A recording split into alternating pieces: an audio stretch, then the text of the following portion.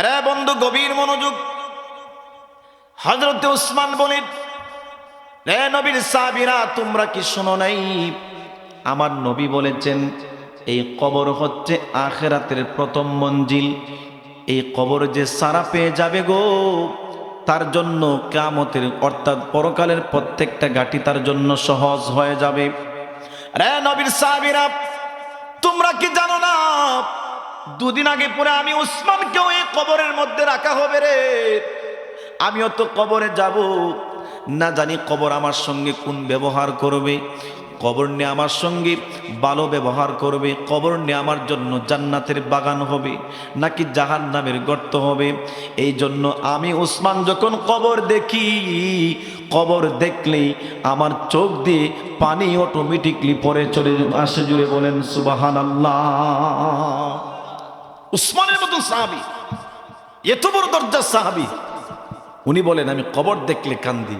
আর আমরা কান্দি না, তামসা করি। কথা কোন ঠিক কিনা? আল্লাহর কসম, যার ভিতরে বিন্দু পরিমাণ কবরের ভয় আছে সে কোনোদিন নামাজ কাজা করতো?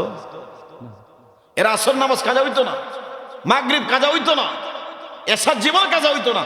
কারণ কবর তার ভিতরে এই এলানটা দিয়ে দিবে যে কিছুদিন পরে আমার কাছে আসতে হবে, জবাব দিতে হবে। কথা কোন ঠিক কিনা? সম্মানিত হাজিরিন, নবীর সাহাবী হযরত আবু বকর সিদ্দিক রাদিয়াল্লাহু তাআলা আনহু কত বড় দরজার সাহাবী, যিনি রাসূলুল্লাহর ডান পাশে শুয়ে আছেন। আল্লাহু আকবার বলেন। যার ব্যাপারে রাসূল বলেছেন যে আবু বকরিন ফিল জান্নাহ, আবু বকর জান্নাতি, যিনি দুনিয়াতে জান্নাতের সার্টিফিকেট পাইছেন। ওয়া উমারু ফিল জান্নাতি, উমর জান্নাতি। ওয়া উসমান ফিল জান্নাতি, উসমান জান্নাতি। ওয়া আলীউন ফিল জান্নাতি, আমার আলী জান্নাতি। আল্লাহু আকবার বলেন। কত বড় দরজার সাহাবী, আল্লাহু আকবার। যিনি খলিফাতুল মুসলিমিন ছিলেন, আমার নবীর পরে যিনি খেলাফতের মসনদে বসেছিলেন, তিনি হচ্ছেন সিদ্দিক আকবর। আল্লাহু আকবার বলে।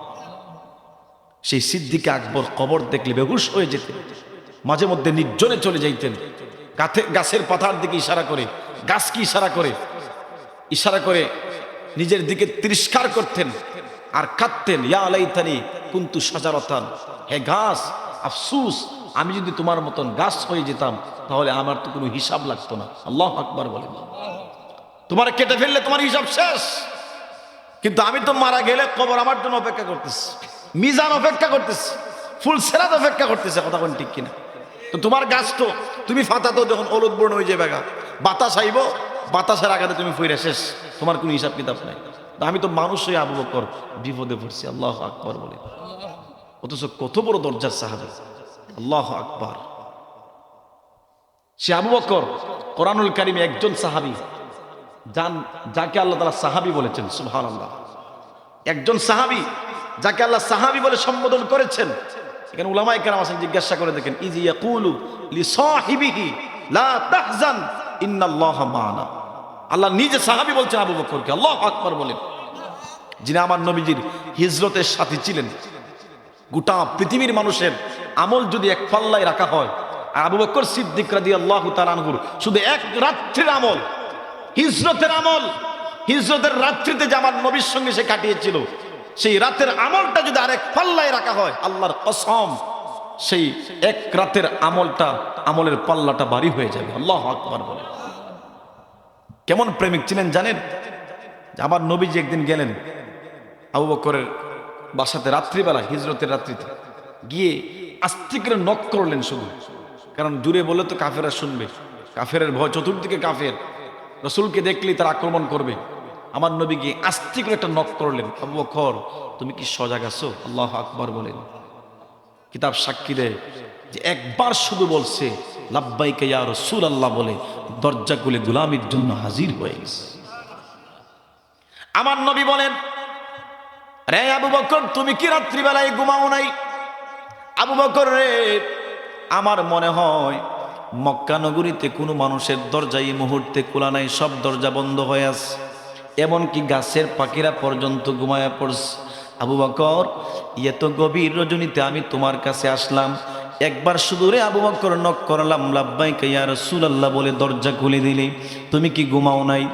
এমনি করে আবু বকর চোখের পানি গুলি ছেড়ে দিয়ে কান্না করে আর বলে, ইয়া রাসূলুল্লাহি, ইয়া হাবিবাল্লাহ, নবীজি আজকে যে শুধু আবু বকর ঘুমায় নাই তা নয়, নবী গো ওই যে 6 বছর আগে আপনি আমাকে একটা ইশারা দিয়েছিলেন, আবু বকর তুমি আমার হিজরতের সাথী হইবা। ইয়া রাসূলুল্লাহ, খোদার কসম করে বলি, ওই দিন থেকে 6 মাস পর্যন্ত রাত্রি হলে একটা সেকেন্ডের জন্য আবু বকরের পিঠটা বিছানার মধ্যে লাগাই নাই। আল্লাহু আকবার। কেমন দরজার সাহাবী, কবর দেখলে বেহুশ হয়ে যায়। গাছকে ইশারা করে বলে, গাছ রে তুমি তো মানুষ না হইয়া তুমি তো মুক্তি পাইছো, কিন্তু আমি তো মানুষ হইয়া বিপদে পড়ছি। কারণ আমার মরণের পরে কবর রয়েছে, আমার মরণের পরে আল্লাহর আসামির কাঠগড়ায় আমাকে দাঁড় হইয়া হিসাব কিতাব দিতে হবে। আবু বকরের মতন সাহাবী কবরের বয়ে কান্দে, উমরের মতন সাহাবী কবরের বয়ে কান্দে, যার ব্যাপারে রাসূল বলেছেন আনা খাতামুন নবিয়্যিন লা নাবিয়্যা বাদি, বলে আমি হচ্ছি শেষ নবী, আমার পরে আর কোনো নবী নাই। রে পৃথিবীর মানুষেরা শোনো, যদি গো এই পৃথিবীতে নবীর পরে কেউ নবী হয়ে আসতো, নবী বলেন আমার পরে যদি নবী হয়ে আসার কোনো সম্ভাবনা থাকতো, যদি দরজা খোলা থাকতো নবুয়তের, তাহলে কে নবী হয়ে আসতো জানোনি? বলে ওয়ালাউ কানা বাদি নাবিয়্যাল্লা কানা উমর। আল্লাহু আকবার। বলে আমার উমর নবী হয়ে আসতো, আমার উমর নবী হয়ে আসতো, আমার উমর নবী হয়ে আসতো। এত বড় একজন দরজার সাহাবী কবর দেখলে কবরের মধ্যে শুয়ে পড়তেন। আল্লাহু আকবার। বই নাই তোমার আর আমার, কই জহর, কই আসর, কই মাগরিব, কই এশা, সুদ ঘুষ বাটপারি সিরারি মিথ্যা কথা, কথা কোন ঠিক কিনা? কবরের বই বিন্দু পরিমাণ পর্যন্ত আমাদের ভিতরে নাই। কথা বলেন ঠিক কিনা? এই কথাগুলা বললে ভালো লাগে না মানুষের, মানুষের এখন রং তামাশা এগুলা খুবই ভালো লাগে। কথা কোন ঠিক কিনা? আমার প্রিয় ভাইয়েরা, এই যে কথাগুলি এগুলা দরকারি কিনা সরকারি? জোরে বলেন, দরকারি না সরকারি? আমরা তো সরকারকে দাম দেই না, সরকারি কোনো জিনিসের কি আমরা দাম দেই না। বা এগুলো সরকারি না, এগুলো দরকারি। আমার কোনো বানানো কোনো কথা না, এগুলো কোরআন হাদিসের কথা। আল্লাহু আকবার বলেন। একদিন ঈদের দিন হযরত আবু হুরায়রা রাদিয়াল্লাহু তাআলা আনহু গেলেন হযরত উমর রাদিয়াল্লাহু তাআলা আনহুর বাড়িতে। যখন গেলেন, গিয়ে দেখেন উমর রাদিয়াল্লাহু তাআলা আনহু ওজোরে কাঁদতেছেন। ঈদের দিন সবাই আনন্দ করে, কথা কোন ঠিক কিনা? যে ঈদের দিন কি মানুষ কাঁদে না আনন্দ করে? আনন্দ ফুর্তি করে। উনি যখন গেলেন, গিয়ে দেখেন হযরত উমর রাদিয়াল্লাহু তাআলা আনহু কাঁদতেছেন, ওজোরে কাঁদতেছেন। হযরত আবু হুরায়রা রাদিয়াল্লাহু তাআলা আনহু বললেন, ও নবীর সাহাবী ওমর, আপনি কাঁদেন কেন? আজকে তো খুশির দিন, আনন্দের দিন, আজকে তো কি কাঁদার দিন না, আপনি কাঁদতেছেন কেন? হযরত উমর রাদিয়াল্লাহু তাআলা আনহু বলেন, জানো সবাই হাসতে পারে, সবাই আনন্দ করতে পারে, কিন্তু আমি কেন কাঁদি জানো? কারণ গোটা 1 মাস আমি রোজা রাখছি। আজকে ঈদের দিন, আনন্দের দিন, মালিক আজকে রোজাদারকে পুরস্কার দেবে। আমার তো ভয় হচ্ছে যে আমার 30টা রোজার মধ্যে যদি কোনো একটা রোজা আল্লাহর কাছে কবুল না হয়ে থাকে, আমি কি জবাব দিব? আল্লাহু আকবার। কি ফিকির চিন্তা করেন মিয়া? আপনি হেলাই হেলাই 50 বছরের মধ্যে 30 বছর অলরেডি কাটিয়ে দিয়েছেন। ওই যে বেনামাজি ছিলেন, এখনো বেনামাজি। ওই যে মিথ্যা কথা ধরছিলেন, 40 বছর হয়ে গেছে, এখনো মিথ্যা কথাই বলেন। কথা কোন ঠিক কিনা? ওই যে সুদ ধরছিলেন, 50 বছর হয়ে গেছে, এখনো সুদের লেনদেন ছাড়েন নাই মিয়া। কোনো ফিকির নাই আপনার, আপনি যে মরবেন, আপনাকে যে মরার পরে আপনাকে জবাবদিহি করতে হবে আল্লাহর কাছে, কোনো ফিকির নাই আমাদের। উমর রাদিয়াল্লাহু তাআলা আনহু ঈদের দিন সবাই আনন্দ করে, ভয় ভিতরে যে আমার যদি একটা রোজা কবুল না হয়ে থাকে, আল্লাহর কাছে আমি কি জবাব দিব? আল্লাহু আকবার। আরে বন্ধু, গভীর মনোযোগ। হযরত আবু হুরায়রা রাদিয়াল্লাহু তাআলা আনহু বলেন, ও নবীর সাহাবী, টেনশনের কোনো কারণ নাই, কাদার কোনো কারণ নাই। নবীর জবান মুবারকের মাধ্যমে শুনেছি ওয়া উমারু ফিল জান্নাহ। আমার নবীজি গো জবান মুবারকের মাধ্যমে সার্টিফিকেট দিয়েছেন, তুমি উমর জান্নাতি। আল্লাহু আকবার বলেন না? যেহেতু তুমি জান্নাতি, অতএব আর টেনশনের কোনো কারণ নাই, তোমার রোজা কবুল হয়ে গেছে।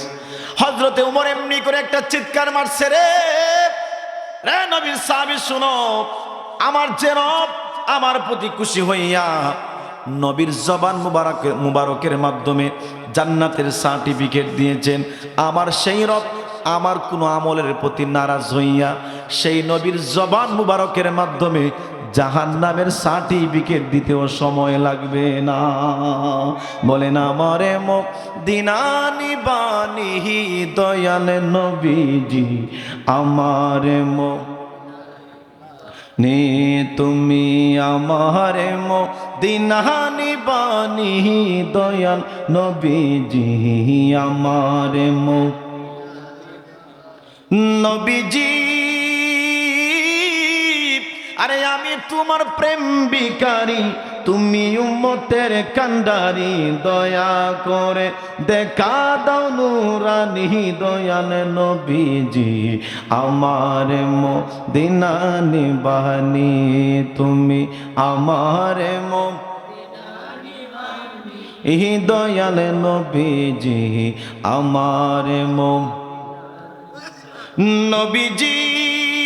আরে কত আশিক যাই মদিনায়, আমি ঘুরি রাস্তায় রাস্তায়, অন্তরে মদিনার পুরানি দয়াল নবীজি, আমার মদিনা নিবানি তুমি, আমার দয়াল নবীজি, আমার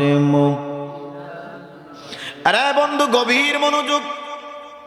ওই কবরে গো, তুমি আমি যখন মারা যাব, যখন তোমার আমার আপনজন গুনি ওই কবরে যখন নিয়ে যাবে, আল্লাহর নবী কি বলেন দেখেন, শোনেন।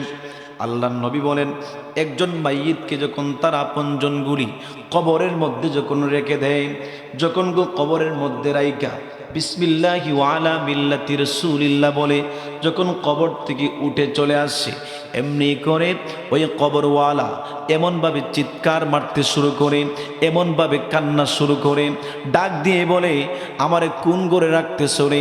যেই ঘরের মধ্যে কোনো দরজা নাই, যেই ঘরের মধ্যে কোনো জানালা নাই, যেই ঘরের মধ্যে কোনো আলো নাই, যেই ঘরের মধ্যে কোনো সাথী নাই, যেই ঘরের মধ্যে কোনো বাতি নাই।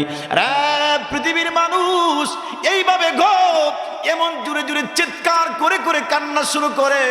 আল্লাহর নবী বলেন, ওই চিৎকারের আওয়াজ যদি দুনিয়ার কোনো মানুষ শুনতো, আল্লাহর নবী বলেন কোনো দিন মানুষ দাফন করার জন্য গুরুস্থানে যাইতো না।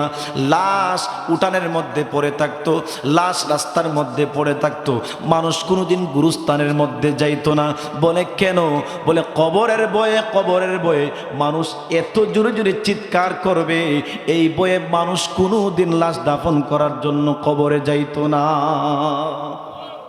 আরে বন্ধু, কবরের প্রথম রাত কেমন হবে জানেন?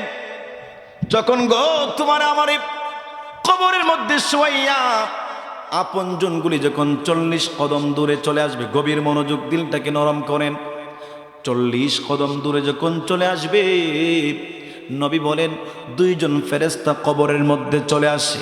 ওয়াতুআদু রূহুহু ফি জাসাদিহি ওয়া ইয়াতিহি মালাকানি ফায়াকুলানি। আল্লাহর নবী বলেন, পৃথিবীর মানুষরা শোনো, যখন ঘোর আপনজনগুলি কবরস্থ করে যখন চলে আসে, আল্লাহর নবী বলেন দুইজন ফেরেশতা কবরে চলে আসে। কবরে আসার পরে রুহুটাকে আবার কবরের মধ্যে ফিরাইয়া দেওয়া হয়। যখন রুহুটাকে কবরের মধ্যে ফিরাইয়া দেওয়া হয়, তখন কবরে আমরা আবার জিন্দা হয়ে যাই। আল্লাহু আকবার বলেন। যখন আমরা জিন্দা হয়ে যাই, জিন্দা হওয়ার পরে ওই ফেরেশতারা আমাদেরকে বসাইয়া ফেরেশতা আমাদেরকে প্রশ্ন শুরু করে দেয়। সবাই জবান খুলে বলেন, কবরের প্রশ্ন কয়টা হবে? আরো জোরে বলেন, কয়টা হবে? আরে বন্ধু, 1 নাম্বার প্রশ্ন হবে, আমার নবী বলেন ওই ফেরেশতারা গো কবরের মধ্যে বসাইয়া 1 নম্বরে প্রশ্ন করবে, বলো তো দেখি রে আল্লাহর বান্দা, মার রব্বুকা, তোমার রবকে?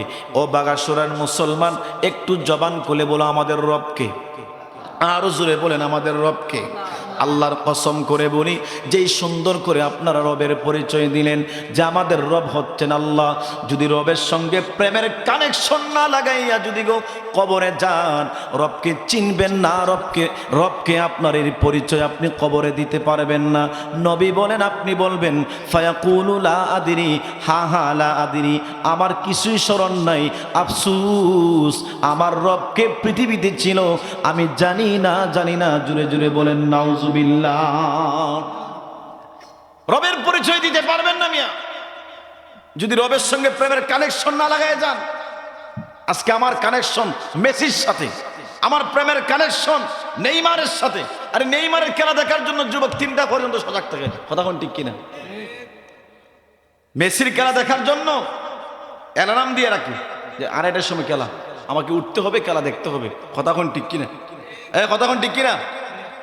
আহা, তার সম্পর্ক বিজাতিদের সাথে, নেইমারের সাথে, মেসির সাথে। মেসির ভালোবাসায় রাত জাগতে পারে, নেইমারের ভালোবাসায় 3টার সময় উঠতে পারে, কিন্তু কপাল পোড়া মুসলমান আল্লাহর মহব্বতে রাত্র 3টার সময় উঠা তাহাজ্জুদের নামাজে নিজের কপাল লাগায়া মালিককে সেজদা দিতে পারে না, কথা কোন ঠিক কিনা? দুর্ভাগ্য মুসলমান, দিতে পারবেন না জবাব যে আমার রব যে আল্লাহ। আল্লাহর কসম, সেই দিন আপনি বলবেন হা হা লা আদরি, আমি চিনি না, আমি জানি না আমার রবকে। আল্লাহু আকবার বল। 2 নাম্বার প্রশ্ন করা হবে, ওমান দীনুকা, বলো দেখি তোমার ধর্ম কি ছিল, কোন ধর্মের উপরে তুমি দুনিয়াতে ছিলা? বলেন তো আমাদের ধর্মের নাম কি? আরো জুড়ে বলেন। মানুষ কম, এই জন্য মনে হয় ভয় পাইতেছেন নাকি? মুসলমানের ইতিহাস খুঁজেন, ইতিহাস খুঁজেন। মানুষ শুরুতেও কম ছিল, এখনো কমই আছে, সংখ্যায় দেখা যায় আর কি বেশি। সব হচ্ছে লেভেলে, সব কি লেভেলে, কথা কোন ঠিক কিনা? এই জন্য কমলে সমস্যা নাই, যদি ইমান যদি ঠিক থাকে, ইমানের আওয়াজ যদি 301 দিকে হয় আর 10 জনের আওয়াজও এর চেয়ে বেশি হবে, কথা কোন ঠিক কিনা? আমার প্রিয় ভাইয়েরা, তা আমাদের ধর্ম কি? ইসলাম।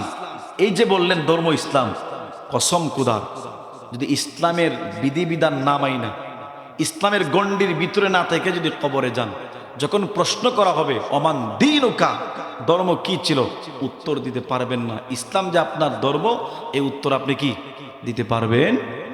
বলবেন হা হা লা আদরি, আমি জানি না আমার ধর্ম কি। ভাইয়েরা, এখানে যারা আছেন আমরা সবাই মুসলমান, কথা কোন ঠিক কিনা? যদি আমি এই মুহূর্তে হই কারা কারা মুসলমান, সবাই আতুল্লাহ হইবেন আমরা সবাই কি মুসলমান। কিন্তু কয়জন দেখাদি মুসলমান, আল্লাহর রূপরেখা যে মুসলমান, এই মুসলমান যে আমরা কয়জন, যদি আমি একটু ব্যাখ্যা করি তাহলে বুঝতে পারবেন। শুনতেননি? শুনতেননি আপনারা? আমার প্রিয় ভাইয়েরা, আমরা জানি যে ইসলাম অর্থ শান্তির ধর্ম। ইসলাম অর্থ কি? শান্তির ধর্ম। হ্যাঁ, এটা আমিও মানি। ইসলাম অর্থ শান্তির ধর্ম, এটা আমিও মানি। তো শান্তিটা কোন সময় পাইবেন? যখন আপনি ইসলাম মানবেন, তখন কিটা আপনি শান্তি পাইবেন। কিন্তু ইসলামের মূল অর্থ শান্তি নয়। ইসলামের মূল অর্থ হচ্ছে পরিপূর্ণভাবে আল্লাহর কুদরতি কদমে বান্দা হিসাবে প্রত্যেকটা বিধানের সামনে নিজের মস্তককে আল্লাহর কুদরতি কদমের সামনে নত করে দেওয়ার নামই হচ্ছে মুসলমান। জুড়ে বলেন সুবহানাল্লাহ। আজকে মুসলমানের সন্তানরা যদি বলি নামাজ আসনা কিতা লেগে, ও ফ্যান বলা না, কিতা বলা না, কয় ফ্যান বলা না। নামাজের কথা কইলে খালি তারিখ দেয়, সময় দেয়। হুজুর মাশাআল্লাহ আগামী জুম্মার পর থেকে আমি আর কিতা নামাজ ছাড়তাম না, হুজুর আগামী ফজর থেকে আমি আর নামাজ ছাড়তাম না। এই হচ্ছে উজুহাত, এর নাম মুসলমান নয়। মুসলমান হচ্ছে আল্লাহর বিধান, আল্লাহর হুকুম যখনই চলে আসবে বিনা প্রশ্নে বিনা দ্বিধায় নিজের মস্তককে মালিকের কুদরতি কদমের সামনে বিধানের সামনে নত করে দেওয়ার নামই হচ্ছে ইসলাম। মুসলমান জোরে বলেন আল্লাহু আকবার। এখন আপনি কয় নম্বরে মুসলমান আছেন একটু নিজে একটু চিন্তা করুন। আপনি কয়টা বিধান মানুন? আপনি জোহরের নামাজ পড়েন না, আসরের নামাজ পড়েন না, আপনার সন্তানের দেখা গেছে যে সে হাফ প্যান্ট ফি নাকি রাস্তাঘাটে বেড়ায়, কথা কোন ঠিক কিনা? সুদের সাথে সম্পর্ক, ঘুষের সাথে সম্পর্ক, মুনাফিকের চরিত্র আপনার কাছে, মিথ্যা জবানে অহরহ, কথা কোন ঠিক কিনা? কিন্তু আমি লেভেলে যদি বলি মুসলমান নি, মাশাআল্লাহ বলতার আগে আতুল্লাহ কই, আমি কিতা মুসলমান, কথা কোন ঠিক কিনা? এই মুসলমানের দাম আল্লাহর কাছে বিন্দু পরিমাণও নাই। মুসলমান কাকে বলে এই শিক্ষা দিয়ে গেছেন নবী ইব্রাহিম আলাইহিস সালাতু ওয়াস সালাম। আল্লাহ পাক প্রথমে ইব্রাহিম আলাইহিস সালাতু ওয়াস সালামকে ঈমানের পরীক্ষা নিয়েছিলেন। উনি যখন ঈমানের পরীক্ষার মধ্যে উত্তীর্ণ হলেন, আল্লাহ পাক তারপরে তাকে মুসলমানের পরীক্ষা নিয়েছিলেন। যদি বলেন সুবহানাল্লাহ। আল্লাহ পাক বললেন ইজ ক্বালা লাহু রাব্বুহু আসলিম, ও ইব্রাহিম ঈমানের পরীক্ষা তো দিয়েছো, এবার তুমি আসলিম হও, মুসলমানের পরীক্ষা দাও। জোরে বলেন সুবহানাল্লাহ। আল্লাহ বলেন আসলিম, উলামায়ে কেরাম কেন আছেন, আসলিম হও। তিনি কোনো প্রশ্ন করলেন না, বিনা প্রশ্নে বিনা দ্বিধায় তিনি বললেন ক্বালা আসলামতু লিরাব্বিল আলামিন। আল্লাহ আপনি বলেছেন আসলিম হওয়ার জন্য, আমি আসলামতু, আমি কবুল করলাম, আত্মসমর্পণ করলাম। আপনার যত বিধান আছে সমস্ত বিধানের সামনে আমি আমার মস্তককে নত করে দিলাম। জোরে বলেন সুবহানাল্লাহ। আল্লাহ কোন শুধু মুখে খালি হইলে হইতো না, পরীক্ষা দেওয়া লাগবে, পরীক্ষা শুরু হয়েছে। আপনারা জানেন যে আল্লাহ ইব্রাহিম নবীর একটা সন্তান দিছিল, দেনা দেনা দেনা দেনা, একবারে বুড়া বয়স